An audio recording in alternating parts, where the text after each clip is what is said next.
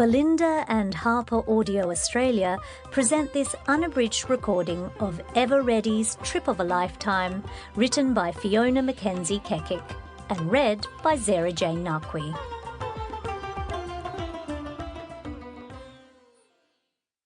In memory of my dear and courageous friend Jane Hanson, a warrior and a damn fine journo. You taught me to roar, and roar we did. And to my dad, of course. 1. A very bad big birthday.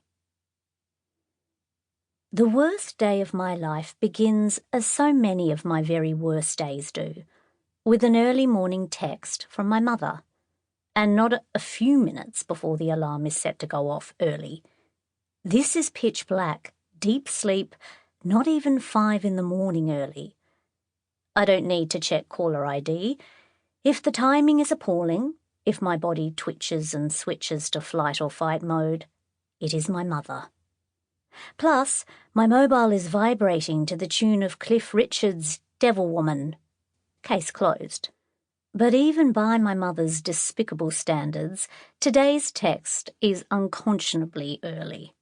And to be very clear, my mother sets an extremely low bar for inconsiderate and reckless behaviour. Remember when COVID was first lapping our shores and passenger ships were stranded at sea all over the world? Instead of bunkering down like any sensible senior citizen, my mother snagged a fabulous deal on a cruise. A few days after they set sail, I got a muddled pre-dawn text. She and my father had been offloaded somewhere on the Australian coast. As you can imagine, it is incredibly difficult and time-consuming to organise transport for 2 people who don't know their exact location and are too proud to ask. That's one day of my life I'll never get back. Then there was the Great Leaning Tower of Pisa fiasco. On that occasion, my mother's text came in the late afternoon, Central European summertime. It was somewhere around 3 a.m. in Sydney. My father was already getting a bit doddery, but he still looked after all the holiday logistics. Apparently, my mother didn't want to undermine his confidence. Anyway, on this particular day, Dad decided to carry all his cash and all his credit cards, as well as all my mother's cash and credit cards in his wallet. He then proceeded to tuck the wallet into the back pocket of his trousers and stride into a densely crowded tourist plaza. The bleedingly obvious happened, and I ended up taking a day off work to track down their banking details, which might or might not have been in their safe at home. I sorted that one out. I can't remember how exactly. What I do remember is the carefully stapled printout of a magazine article next to Dad's computer. It was titled, "How to Avoid Pickpockets in Europe."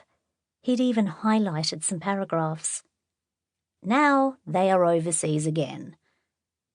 I pull the doona over my head, cover my ears, and pretend for a few blissful moments that I am the kind of person who can ignore their mother, and that Debbie Reddy is the kind of mother who can be ignored and not retaliate with months of passive-aggressive sniffing.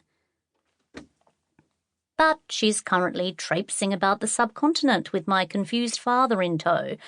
So, for the foreseeable future, I am a slave to my phone and her willful indifference to time zones.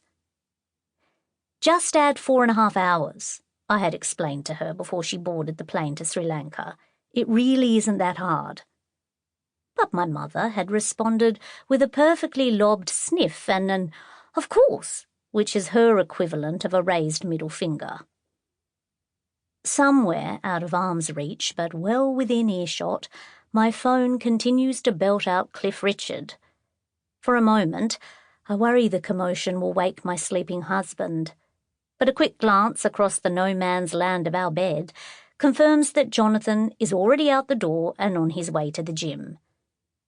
I feel a wave of resentment, but tamp it down. Why shouldn't Jonathan keep fit? What kind of awful person begrudges her husband investing time in his health? Sample complete. Ready to continue?